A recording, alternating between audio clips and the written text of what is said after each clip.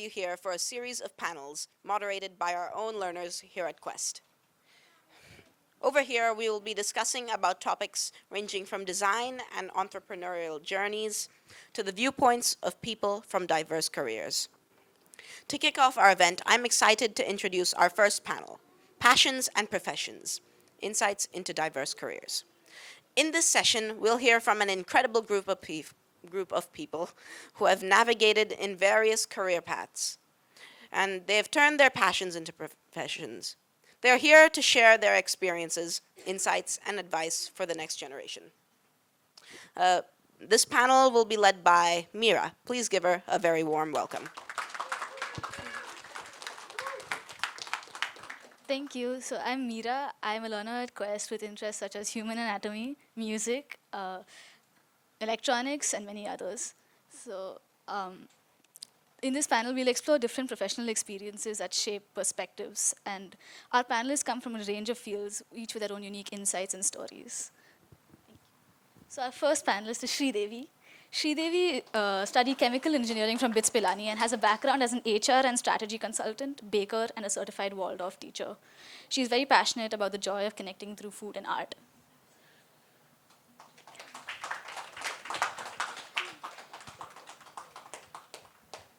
Our next panelist is Shilpa. Shilpa is a singer-songwriter, independent musician, music educator, and a former radio jockey. She has lent her voice to films, jingles, and animated series, and has an ATCL certification in music performance from the Trinity College of London.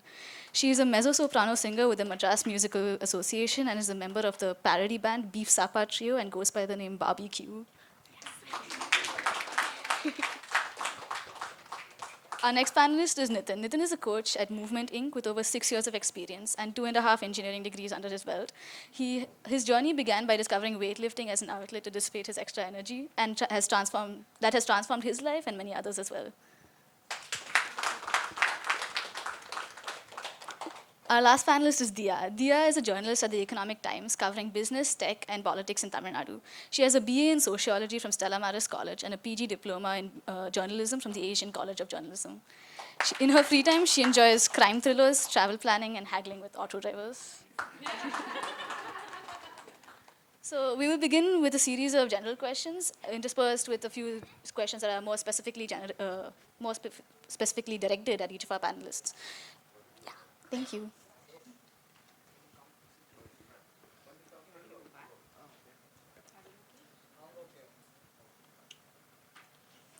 So we'll start with, a few years ago, where did you envision yourself at this point?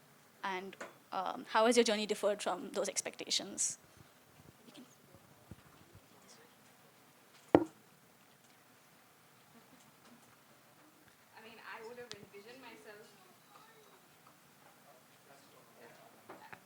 Can you hear me? Yeah. I would have envisioned myself on some island, sunbathing or something like that, but unfortunately that didn't happen. But I think, basis what I had thought, I feel like I am where I sort of thought I would be. Maybe personally, not so much, but professionally, yes. But yeah, I would say that would be my answer. Hi. So, whether I am where I want to be, I don't know. I think I stopped having expectations about these things about 6 years ago. Yeah. I got into a field where there's no real hierarchical structure per se. It's not like there was a sub-coach, assistant coach, coach, senior coach, super coach, So I'm here, still doing what I'm doing. I'm doing it a little better than I did. I'm happy. Hi. So many years ago, I always wanted to be a playback singer, but I feel like I'm doing a lot more than just that. So I'm very happy with that because I didn't know what I would be doing, nor even existed back then, or it was even a possibility back then. So it's exciting and very comfortable. All right. Do you want to just repeat your question once more? So where did you envision yourself a few years ago at this point, and how has that journey changed? So one of my pet peeves was, and Meena, you'll have to cut me off because I have a tendency to be very verbose, okay? So one of my pet peeves was when anyone asked me, so what do you do? Because I never had an answer to any of that. It was like, I do this, that, and the other. But so to try to really cut that short, maybe 5, 6, 7 years back, I was more of a stay-at-home mom, doing a little bit of HR, a little bit of teaching, all of that. And a year back, I think I was just in a space of being completely clueless of what to do. And here I am now, doing so many of the things that I love doing, which is, like Meena said, baking and being in a field which is something that's very dear to me, which is education in a non-mainstream, in an alternative manner.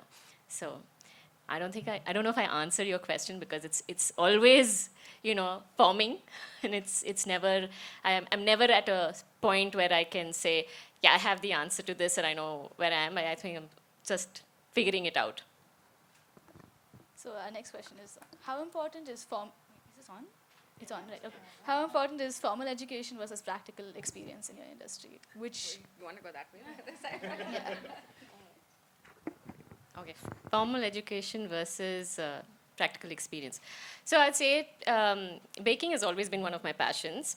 And for a long time, I wanted to be able to do a course. I was looking at, I wish I could go here and do this course, or do travel to do some course, or do a little course just in my city. But then there was always the issue of logistics, and I never really got around to doing that. So I would say, yeah, while it's great if you have the opportunity to get trained formally in the sphere that you want to be in, whichever your area of passion is, if you can't, it's still not, it doesn't really matter, because sometimes just the I don't know whether it's the will, but just the joy of wanting to do something really propels you into exploring a certain field very well. And so I'm actually really happy with my journey, because I think I'm a great baker. You are. We've actually tasted some of your stuff. So with music, it's a very it's very experiential. At the same time, it's also very theoretical, because you do need. I'm primarily a singer, so for me, formal training began at a very, very young age. But then the style of singing was something the style of singing that I do now is not something I was exposed to as a child growing up. So I think that happened on the fly. It's something that I wanted to do. So there was no such formal training for the kind of music that I sing now. So, but I feel like the training I had back then sort of helped me. So I think it's important as a singer. I'm starting off as a singer first and then as a musician later on. You need to have a little bit of formal education to understand how your voice functions. But to understand how to be a performer, or the legal aspects behind performing, or what happens with performing in a city like Chennai, I think that will happen only if you experience it and if you are out there. There is no syllabus saying you have this happening, or at this venue you can perform only this. There is no curriculum happening for this. There's no curriculum set for something like this. So I think it helps, but only if you implement it in some way you can actually experience what else you can do.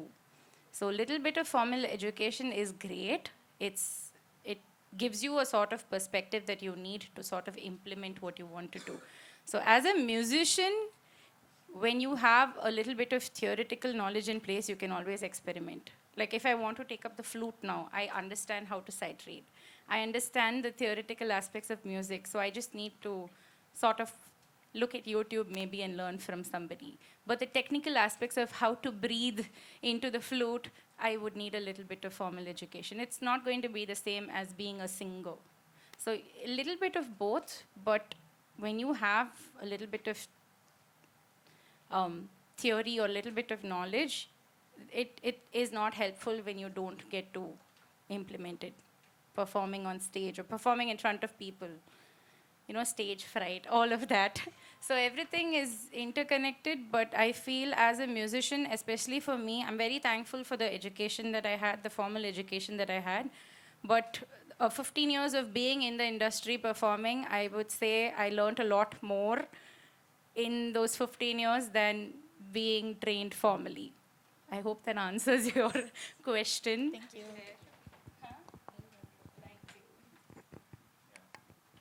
So, as to whether it matters, see, you need some amount of education so you can pull ideas from so you can work with later. Is the mechanism of college necessary to get this education? No. But are the ideas important so you can do your job? Yes. But the ideas alone don't mean you can do the job. You still need a bunch of experience. You have to work with people.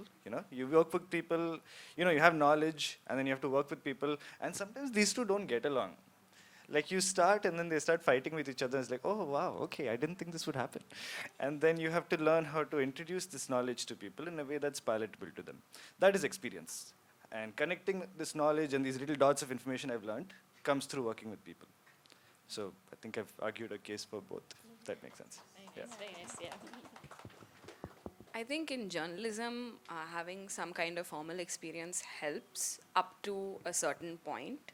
Uh, and I can say that as someone who has gone to, say, for instance, a J school, as they're called, right? So I went to ACJ, and I do feel like it gives you a good base for how to start reporting, how you can go out, how you can write, how you can edit, those kinds of things. Also, I work for a newspaper, so there is a certain, like your front page, right?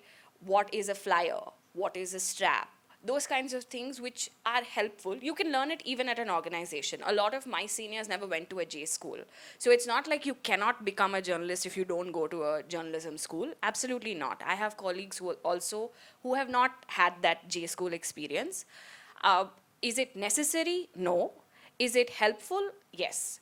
But I would say that at least in journalism, a lot of the learning happens on the ground. You learn from your newsroom, you learn from your editors, you learn from your colleagues, you learn from the people you interview and interact with. So I think that is the most important bit.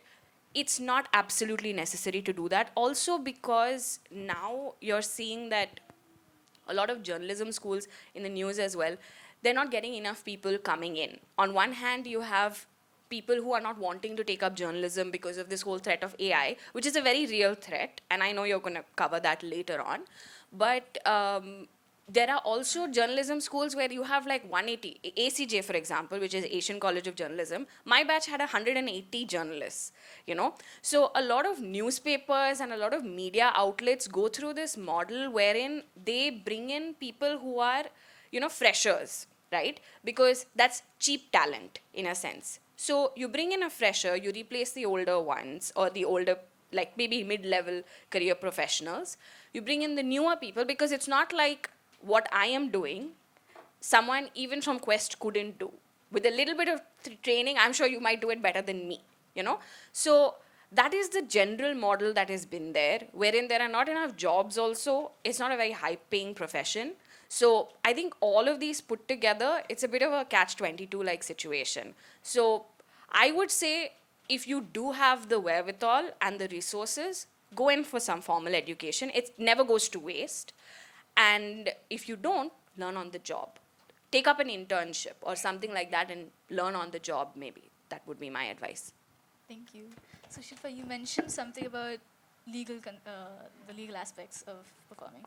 So could you tell us a bit about the legal aspects of performing cover songs? What are the rules and regulations of that? So Chennai is a very back then when I started performing 15 years ago, it was a very Carnatic music centric city as well as a film music centric city. So to be an indie musician, as they say now, to be an independent musician performing own songs, performing, say, English Western music was a very niche thing. You had very few venues that would actually permit such performances.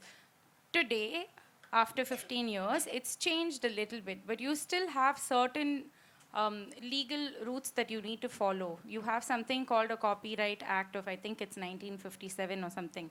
If there's any media lawyer here, please correct me. I think it's called the Copyright Act of 1957. You need, or the venue needs a specific license to allow performances to happen.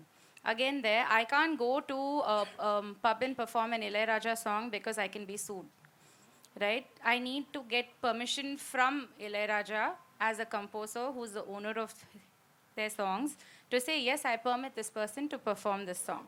Again, the venue, if the venue has more than, say, 500 people, I need a different sort of, it's called a PPL license, phonographic performance license. I need a specific license to be able to perform a certain musician's songs. So if you look at malls in the city, if I were to perform at a mall, I can perform only jazz standards because they're over a certain number of, they're over 70, 75 years. Anything that's above 75 in classical music, Western classical music, if they're over 100 years old, anybody is free to perform them. So I can't go and perform a Taylor Swift song at, say, a Phoenix Market City if the venue does not have permission for songs, because royalties. They will have to pay the original label certain amount of royalties, saying that I'm going to sort of have artists coming over performing songs. So even when I was with the radio station, we had to pay a license to certain labels saying we're going to play this artist's music. Even if we were going to have, say, a college band hunt, we would have to send out an email to that specific label saying we're going to have a band hunt. These are the songs that these artists are going to perform. So any form of performance involves royalties. If I were to perform my original music, it's my own song. But if I'm going to distribute it through a digital distributor, I don't own my song entirely. The distributor also has a specific share in the songs that I perform. So I would write an email to the distributor saying, I am the owner of my song. I'm going to be performing the song at this venue. So then they will be like, okay, you tell me what all songs you're performing. So it's a process. You can't just perform any song anywhere, which we do. Like when you have anything that's going to be monetized. If tomorrow, Meera, you were to sing or play a cover song, and put it up on YouTube, you can't monetize that. You can just put it, people can just watch it. If you were to monetize it, you'll receive an email saying your video has been removed. So anything that involves monetization, you are not allowed to do it unless you have like the legal permission. If I were to perform at somebody's wedding and say I'm doing it for a friend, I'm not getting paid for it, I can go ahead and perform because I'm not being paid. There's no monetization involved in any way. But if I were to say, yes, I'm being paid for it, the venue where the wedding is happening will have to get a PPL license saying this is going to happen, they're going to be performing these sort of songs. So every genre, to be specific, in not just our city, most parts of the world, they follow this. India follows this a lot less. You can always the venue will have a tie-up with a certain department and say, you know what, we will give you this much money per month. Let's just have DJs and bands performing. So it's a lot lesser, but there is a lot of, anybody who wants to go the right way, you will have to have a little bit of licensing involved in the sort of songs you perform. So if you actually go to a mall and watch the performance, they won't have people singing Tamil film songs because that's not allowed. You will usually have people performing English songs. Even if you go to a restaurant or a pub or a public space in the city, you will have very few bands and artists performing Indian film, to be very specific, Tamil film songs. If you hear somebody performing a Tamil film song, it would usually be a mashup with other Tamil film songs or with an English song interspersed or with a Hindi song interspersed. So there is a lot of legality involved in terms of performing, in terms of what you're allowed to perform, how you can perform. If you're performing with 4 instruments, it's different. If you're just 2 of you performing, it's different. You can get away with certain things when it's just 2 or 3 of you. When it's a lot more, when it's a full-fledged band, when you have all the major instruments like, you know, your drums and your bass guitar, your lead guitar, everything involved, you need a separate license for that. So all of this I did not learn through formal education. To go back to your previous question, all of this happened only through the process of being able to perform. Every city has their own rule. Chennai is very film centric that way. Film music plays, it's like film music, Indian Carnatic music, and then you have different genres, then you have jazz, then you have Western classical, then you have indie alternative. But in a different city, like say Punjab, it's different. The state has like a different set of rules because their pop music or Punjabi pop has a lot more weightage than film music. So it differs from state to state, and also within cities it's a little different. So if you were to go to a different city and perform, the legal stuff there is very different. All this will happen only if you go and perform or if you experience that. There is no written stuff saying this is what happens and how we cover it. So legally there's a lot. Yeah, I realized that. So our next question is, in what way has technology impacted your industries? Has it helped more or has it hindered more? Like, how would you say technology has played a part in your industry?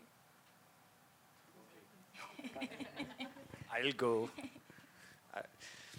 I think right now for us, what do we have? We've got Fitbits. We've got some data collection. We have things that measure your heart rate.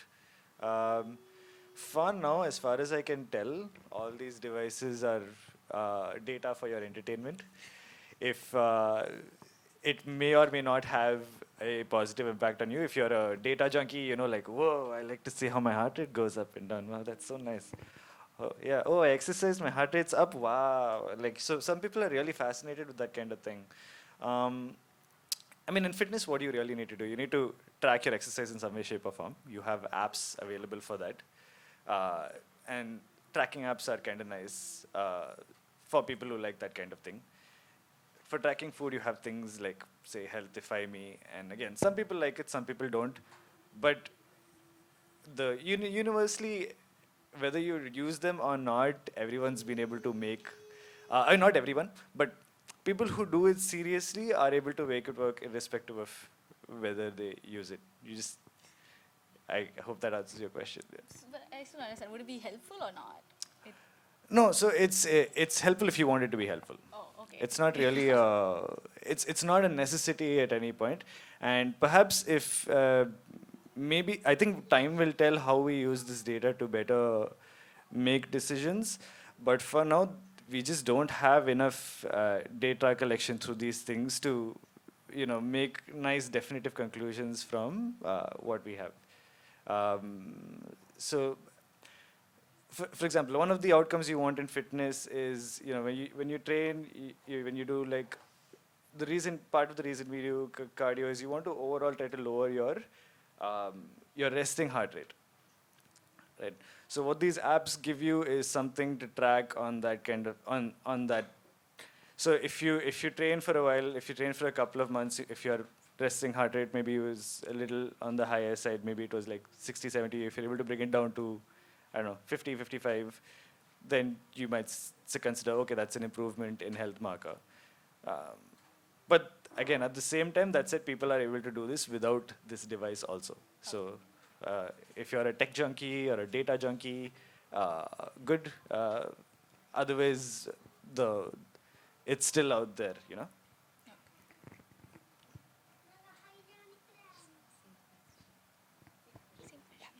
I think technology is really having a huge impact on my field, at least. And I can say for sure that at least when I cover events, I cover a lot of these kinds of panel discussions and that kind of thing.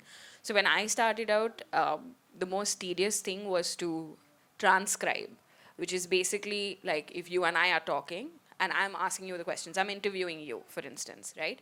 Whatever you say, because we have to use quotes that are word for word what you have said in our stories, right? So I had to go back to office, I had to listen to Meera talking all over again for 40 minutes, which would take 70 minutes to transcribe, because I have to listen to exactly what she said and I have to say, okay, she said the community at Quest and not a community at Quest or whatever it may be, right? So this was the most annoying thing to do because you finish the interview and then you have to go back, listen to it and write it down word for word and then write your story. Now you have tools like Otter, for example, so I can just keep my phone here and have this entire thing recorded and put it on Otter, like, upload it on Otter, and it's pretty accurate. Especially when it comes to English, it's pretty accurate. Here and there may be things that it doesn't pick up on when it comes to, say, the way we say certain words, our accents and stuff like that. But it's a huge help because I just need to then tweak it a little bit and see if something sounds off. So I think it's an extremely useful tool when you're on this side of the spectrum, at least, to help with maybe refining your stories, writing better, I can write something down and put it on, say, ChatGPT and say, can you write it like a Reuters story? And then it writes it out like the style that Reuters would, or, say, for instance, Bloomberg would, which is amazing and extremely helpful also. So it does help in that sense for sure. Is it a threat? I think it is also, because in our newsrooms, we constantly have this conversation of, are we going to be obsolete if AI can write everything, right? But my personal view is that, sure, AI probably writes better than me, 100%, will not even debate that. But what AI possibly can't do is to gauge the sentiment on this panel, at least as of now. Maybe that'll happen later, I don't know. But as of now, it can't gauge the sentiment, tonality, nuance. I think those are things that, a human being can bring to the table, which possibly can't happen there. And the other thing I'd like to say is that when we're in this age of like an information overload, right, there are 1,000 stories about the same thing. And with AI, it's getting faster to generate those stories. When someone is looking out for news, I feel they would look at where they can get credible information. Credibility is going to be a huge factor when it comes to technology disrupting the space. So, for example, if you're looking at business news, you probably would be like, okay, I will look at Economic Times or look at Money Control or Business Standard or one of the names, because there is a certain level of accountability there, right? Similarly with, say, for instance, your financial bloggers, right? You would say, okay, I can hold this person accountable. So that will play a huge part in this whole disruption that we're seeing with technology, is what I would say. So there is disruption, there's no running away from it. And we should embrace it. It does make life a lot easier, but where you add value is what will differentiate you from the technology itself, I would say. Yes, so I would completely agree with what has already been said. So technology, it's the fact is it's here and we have a choice. How much do you use it? It's not even whether you use it or not. It's just about how much you use it. So if I were to talk about just my experience, online education, right? It's a huge thing. I don't need to go somewhere to learn how to bake something, for example, if I want to bake, right? Just sticking to what I'm doing now. I can go do an online course, I can look at a YouTube channel, I can just follow a whole lot of blogs. There are multiple ways that I can learn, which doesn't involve me going to a physical school and figuring that out. It'd be interesting, you talked about ChatGPT, right? So we have these sessions sometimes, which is like a challenge session during our baking sessions. And when I tell the learners um, to try something new and tell them that these are the ingredients that you have, they actually go to ChatGPT and put in the ingredients and ask for a recipe. So, and it's worked quite well. The only thing, again, would be that all the information in the world cannot take the space of the experience that we have, the little nuances that you talk about. I might know that the temperature may vary, or humidity. This is information that is available online, but at the same time, to have it all be given to you, like ChatGPT is not going to give it to you. It's going to tell you a recipe, and then you're just going to have to follow it. And at the end of it, your recipe might come out the way you hoped it would, or not, right? And you won't even know what went wrong. But when you have somebody there telling you, or somebody who has the experience of realizing that, oh, you know what, if my eggs were cold, then it would have been easier for me to separate it. Or that my oven may be running hotter or colder. Or if this has happened, it's because of, something else. So and this kind of ties in a little bit to the previous question of, the experience versus formal education, which is all the education and all the information in the world is not going to be enough if you're not going to actually get into it and experience it, because I think experience that way trumps everything. So, yes. I think just adding on to what everybody said, it's been there for a long time since autotune happened. Anybody can sing, you can record, but again, to perform, you need that sort of a training, non-technological aspect while you're performing. Anybody can record. You just go into a recording studio, set your, console to different levels.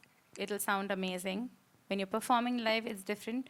But I think technology is good in a way now because anybody can also make music. You just have to experience GarageBand and explore your different digital audio workstations to understand how it goes. You don't need to go out of the way and find, a producer somewhere sitting in some other part of the world and spend a lot of money and say, please produce my song for me. You can start, it's good in a way, but it's also not, because then tomorrow I can have like an AI generated voice of me singing. I don't have to perform. I don't know, it could reach there. It's already happening now it's not taken our jobs away, but it's there. Thank you. I think we don't have much time left, right? So, okay. So, sorry, it got kind of messed up. Just give me 1 second. It's fine, it's fine. So yeah, so kind of related to the whole topic of this entire week is SDE week, right? Self-directed education. So I think you've kind of already answered this question though, because personal experience versus practical, sorry, formal education. Thank you. So yeah, how you keep on learning. So I suppose you've already answered that question, all of you. Yeah. So, Dia, I have a question for you actually. So you said that I think when we talked a few days ago, you mentioned that journalism is a very, I don't remember the exact words, but it's very Taxing, yeah, I would say. Yeah. yeah. And you said that you have to balance so many things at the same time. There's so many aspects to journalism. So how do you balance all of that with your personal life as well? Frankly, I struggle with balance. So I would not be the right person to sit here and say you should have work-life balance, because I don't have it in my life either. So I just feel like it is something that is very important, and it's something I have struggled with, which is why when you asked the first question about where did you envision yourself and are you there yet? I clearly said personally no, because I feel like I have struggled with this because I've given a lot of time, energy, and everything to work. And what tends to happen is that journalism is all encompassing and all consuming in that sense. It takes up a lot of your time. Just a small example, I didn't even realize, but I walked on stage with my phone in my hand, because I'm just like constantly tuned in that sense. There is no switching off after 5 o'clock when you finish work. It's not a 9 to 5 in that sense. And I'm sure like all of us are following passions in that context, but I think my passion is going to bring me to Nitin, because I really neglected my health, and Nitin probably sees this with a lot of clients, that we struggle with balance and discipline. I mean, he can talk about it more. And it's something that I certainly do. So I feel like there is always a trade-off that happens when you're pursuing one thing. You tend to neglect something else. And I think I've made a mistake in neglecting my health in pursuing this. So if there is one piece of advice I would give to anyone, it would be to try and strive for that balance better than I have, because I'm now looking at bringing in balance probably like 10 years too late. So that is something, and I will say this, I feel like in terms of placing those boundaries, I feel the younger generation is able to do it better. Because I'll give you an example. I'm at a stage now where I have people working under me. So I try and sort of be more cognizant of the fact that, they should have a life. So when I had an intern working under me, I used to make sure he got weekends off. Technically, I'm on duty right now. My boss must be messaging. Whoever has my phone would probably have, like, calls or messages coming in right now. Uh, so I used to make sure he had his Saturday and Sunday off. And I used to make sure that he would come to work and leave at a reasonable hour. So when he went for the actual interview, and he needed this job, let me put that context in. He'd been trying for a job for very long, working at Economic Times. You would assume that people would be like, okay, the brand name is there, I'm going to stick it out. He went for the interview, and the interviewer, who's one of the senior editors, said, did you see how much Dia works, and did you see that, this is the kind of work that has to be put in? So he wasn't around. He's not seeing me staying up till 3 in the morning recording after hours, right? So he came back from that interview fully, oh God, what have I gotten myself into? So he came back and he said, is this true? Like, is this how much you're having to work?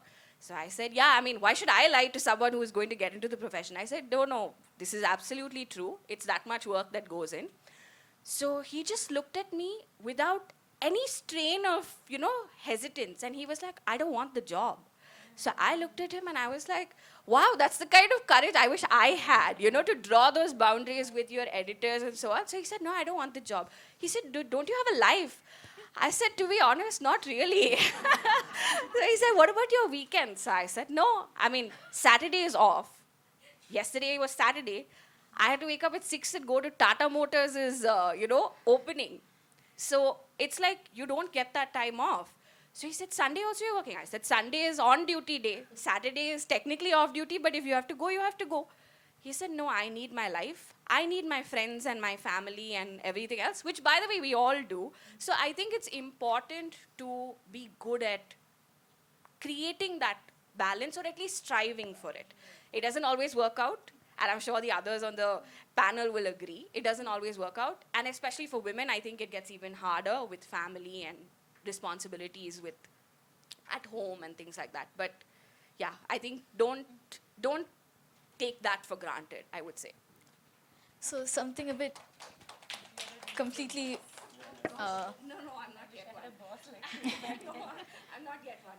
So something completely opposite to what you said. Nathan, you mentioned sometime back about building your career around your life. Could you elaborate a bit about that? Yeah, so I was actually I was like the intern.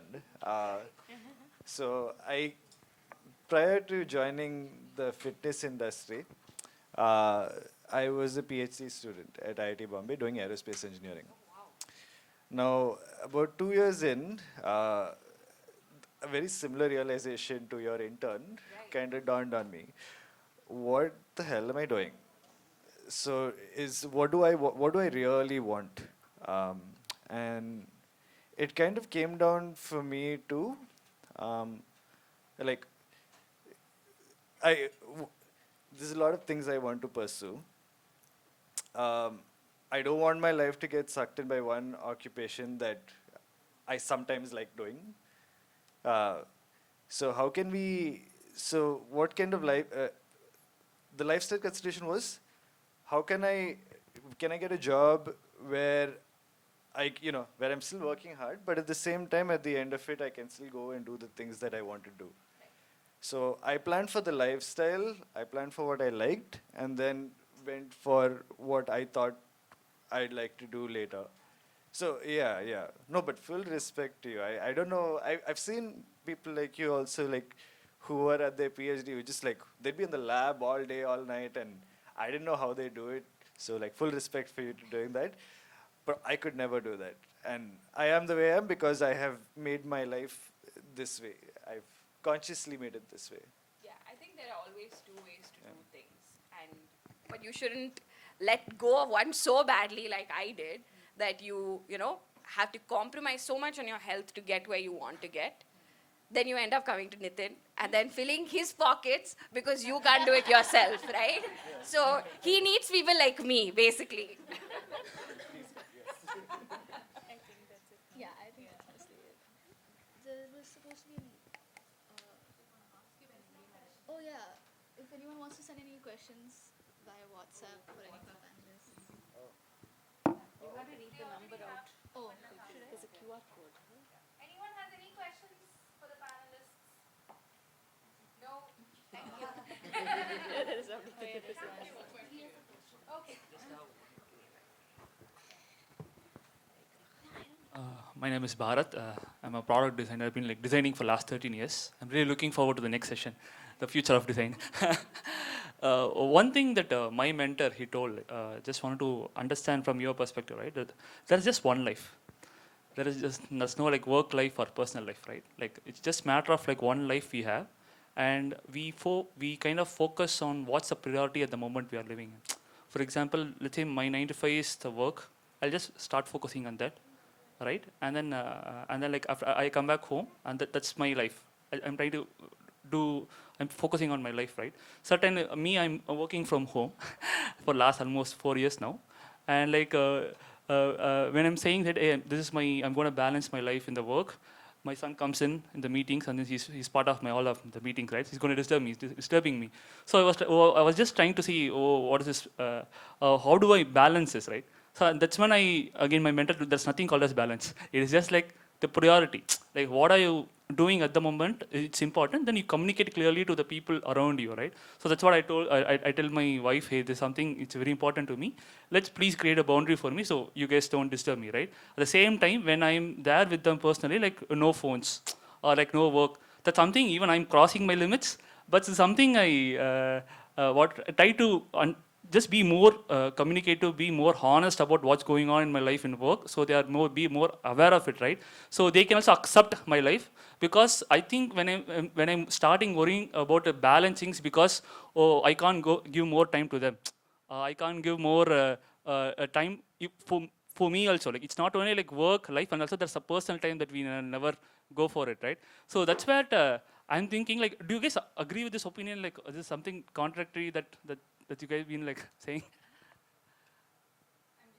Say something here. For me, as a mother to a toddler, as for 70% solo parent, because my husband is away on other work and family and things like that. Also, as a founder of an academy, I have a personal life, I have a work life, I have a work life with my child as part of it, I have a work life with my child away at school, I have a work life with my child on sick leave at home. So I feel like your one life, I have like some 7 other lives going on, which I need to balance each and every one of these. So for me, balancing is an hourly thing. It's not a daily thing, and it's something that's constantly changing depending on my priority, which is my child, but also my mental health. It changes. So I feel I have to completely be on the other end of what you just said. For me, I need my many lives are happening. I have accepted it, but I need to focus on balancing all those within what I can and cannot do. And I'd like to add to that. I completely agree with actually what Shilpa said, because as human beings, we cannot really. There are so many things that happen, and that we have so many hats that we wear. And for me too, if I and one kind of balances the other in some sense. If I make sure I take care of my movement, then my mental health is taken care of, which means then I can focus on my what I might call work, but my work spills into my personal life too, because of it's something that comes from passion, right? It's not me just doing something as a 9 to 5 job, even though technically I might be here only for those many hours. It's something that I take back with me because I think about it. I dream about it in a sense. So as I am very much on the same side as Shilpa, but we have so many things that we want to do. It's so difficult to say balance in that way, that or there is no balancing, or it's all like one seamless thing. No, not really. And I think boundaries are super important. I, like, you know, I'm not going to probably look at my phone once I'm home if it's very specific to certain things, but I might be on it looking at recipes. So it's just that. I think boundaries are very, very important, and they really help with the balance that we need. Thank you. I think that will wrap up the discussion. Thank you.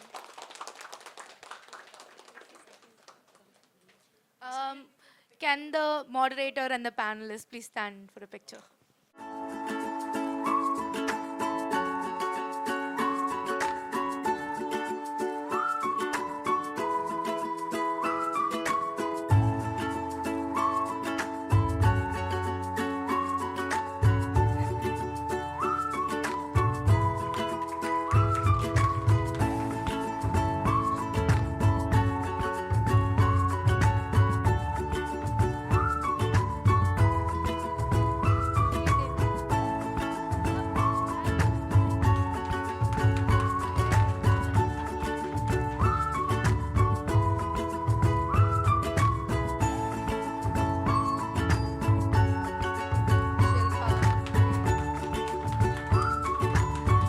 And to our wonderful moderator who has worked very hard